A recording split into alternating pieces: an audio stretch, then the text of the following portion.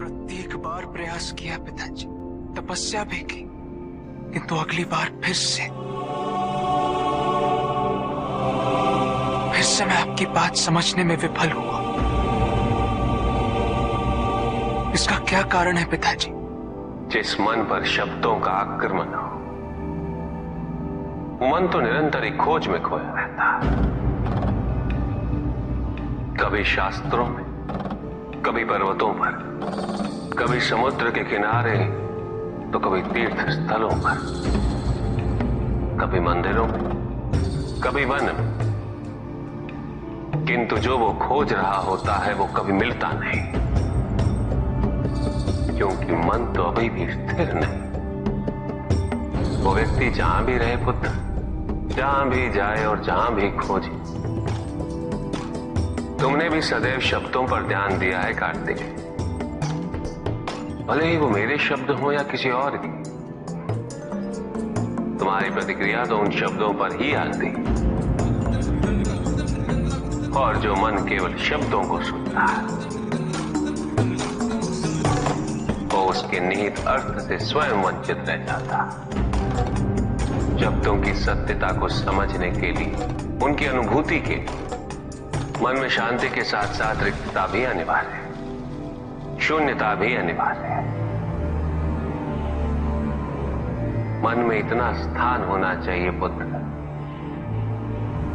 कि वो शब्दों के परे पहुंचने की यात्रा कर सके। किंतु मन कभी शून्य नहीं रहता, रिक्त नहीं रहता। वो सोचता है कि शब्दों का आधिक्य ही ज्ञान अर्जन है, शब्दों से ही ज्ञान है, इसलिए शब्दों का संचय करता रहता है। मन ये नहीं जानता कि परम ज्ञान तो शब्द अतीत है, एक अनुभूति जिसे शब्दों से बांधना असंभव है। शब्दों का अपना मूल्य क्या है कार्तिक? कुछ भी नहीं। जब भी कोई ईश्वर का नाम लेता है तो क्या ईश्वर मात्र एक शब्द में ही सीमित हो जाते? नहीं, यहां शब्द सत्य नहीं, सत्य है वो अनुभूति जो इन शब्दों में विद्यमान है। यदि शब्द ही सत्य होते तो मात्र भोजन कह देने से व्यक्ति की क्षुधा शांत हो जाती। इसीलिए माता शब्दों की नहीं पुत्र, उस अनुभूति की है जो उन शब्दों से संबद्ध है। यदि शब्द नहीं भी होते तो ईश्वर अवश्य होते। यदि शब्द नहीं भी होते तो सुख और दुख की अनुभूति अवश्य होती, जल की शीतलता की अनुभूति होती, सूर्य की ऊष्मा और चंद्र की शीतलता की अनुभूति होती, प्रेम की अनुभूति होती।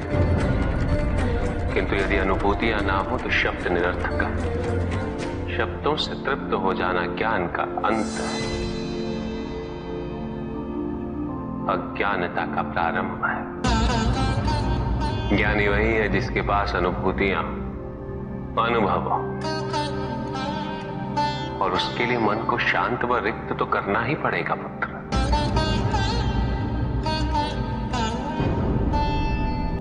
युद्ध किसी व्यक्ति से नहीं गणेश, मानसिकता से होता। युद्ध में संघर्ष अच्छाई या बुराई का नहीं होता, सभी में अच्छाई है और बुराई भी है पुत्र। युद्ध तो विचारधाराओं का होता है। व्यक्ति अपने पराक्रम पर, अपनी क्षमता पर विश्वास कर युद्ध करता है, और जब उस विश्वास को क्षति पहुंचती है तो सब कुछ निरर्थक प्रतीत होने लगता है। किंतु आपसे पराजित होकर भी लोहितांग क्यों नहीं समझ रहा? उसे अपनी स्वतंत्र इच्छा का उपयोग कर उचित मार्ग पर चलने का प्रयास करना चाहिए। व्यक्ति अपने को खो दे समझती है, व्यक्ति अपने को समर्पित कर दे, छोड़ दे अहंकार को, तो ब्रह्म की इच्छा ही पूर्ण होती है। और अभी भी वही फलित हो रही है। ऐसा नहीं है कि हम उससे भिन्न फलित करा लेंगे, लेकिन व्यक्ति भिन्न फलित कराने में लड़ेंगे, टूटेंगे, नष्ट हो। एक नदी में एक बार बाढ़ आ गई पुत्र। दो छोटे से तृण उसमें बह रहे थे और उसमें से एक नदी में तिरछा पड़ गया और वो बाढ़ को रोकने का प्रयास कर रहा था। वो अत्यंत ऊंचे स्वर में कह रहा था कि नदी को आगे नहीं बढ़ने देगा। यद्यपि नदी तो बस बढ़ती ही जा रही थी। वो फिर ऊंचे स्वर में यही कह रहा था कि मैं इसे अवश्य रोकूंगा, यद्यपि रोक नहीं पा रहा था। नदी को तो उसके संघर्ष का कुछ भी पता नहीं चल रहा था, किंतु नदी को उसके होने या ना होने से क्या अंतर। उस कण के लिए तो यह अत्यंत महत्वपूर्ण था। उसका जीवन तो संकट में था। वो तो बस बहे जा रहा था। वो जहां भी पहुंचता, किंतु उससे पहुंचना तो संघर्ष करके ही था।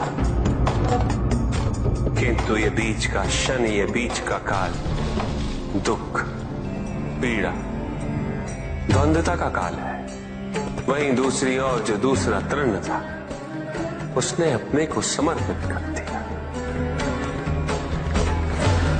वो तो नदी में सीधा पड़ा हुआ था।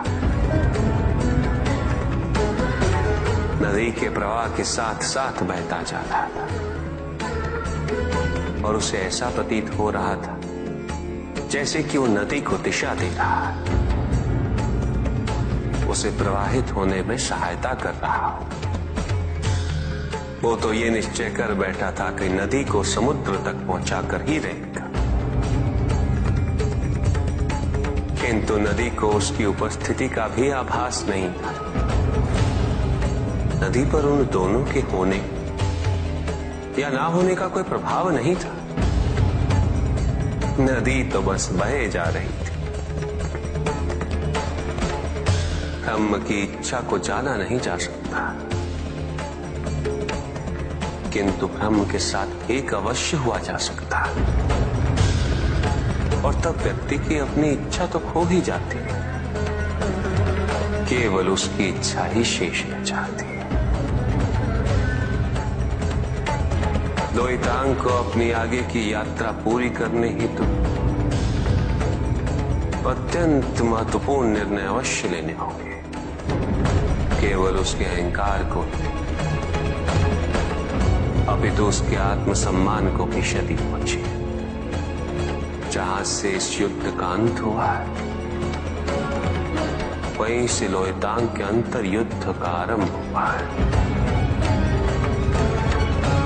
और जो भीतर पराजित होता, उसे हर दिशा में केवल पराजय ही दिखती है।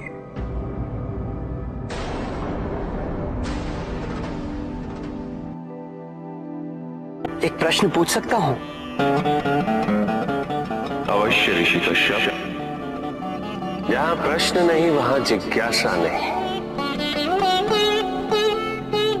और जहां जिज्ञासा नहीं होती वहां ज्ञान की वृद्धि नहीं हो सकती। निसंकोच होकर पूछिए। प्रभु, आप तो कालोपरी हैं, सर्वज्ञ हैं, त्रिकालदर्शी हैं। चारों ओर ये जो अज्ञान का अंधकार फैल रहा है, उसमें ज्ञान का मूल अर्थ कहीं ना कहीं खोता जा रहा। मेरा आपसे विनम्र निवेदन है प्रभु, किसी अन्य विषय पर चर्चा आरंभ करने से पूर्व हमारे और इस समस्त संसार के कल्याण और मार्गदर्शन हेतु आप ज्ञान की मूल परिभाषा से एक बार हमें पुनः अवगत करवाएं। ज्ञान और अज्ञान की परिभाषा को स्पष्ट रूप से समझने के लिए ज्ञान और अज्ञान की विशेषताओं का स्मरण करना आवश्यक है।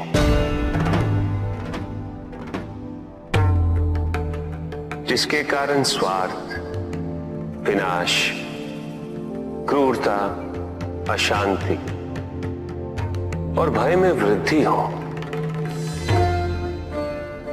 वह ज्ञान है। किंतु जो व्यक्ति को उदार, निर्भीक, सहनशील और विनम्र बनाए, वही ज्ञान है। अज्ञान की शक्तियां दुरुपयोग करने हेतु प्रेरित करती हैं, किंतु जो अपनी शक्तियों और अपने सामर्थ्य के प्रति अपने उत्तरदायित्व को समझाए, जो न केवल अपने अपितु अपने से पहले संसार के उद्धार हेतु प्रोत्साहित करे, वो ज्ञान है। ज्ञान का मूल उद्देश्य ही परोपकार है, सृजन है। दूसरों की भावनाओं को समझना, उनका आदर करना, यही ज्ञान है। क्योंकि ज्ञान हमें न केवल अपने अपितु दूसरों के दुख और सुख के प्रति भी संवेदनशील बनाता है। किंतु जो दूसरों की भावनाओं का अनादर करे, उसे ज्ञान की श्रेणी में कैसे रखा जा सकता है? अज्ञान के कारण व्यक्ति सांसारिकता में बंधता जाता है, मोह माया में उलझता जाता है। अज्ञान परम सत्य से दूर ले जाने का माध्यम है, किंतु ज्ञान व्यक्ति को परम सत्य की ओर ले जाता है। ज्ञान मुक्तिदायक है, मोक्ष का मार्ग है, और इस मुक्तिदायक ज्ञान का सर्वोच्च रूप है आत्मज्ञान, और यही ज्ञान की पूर्णता भी है।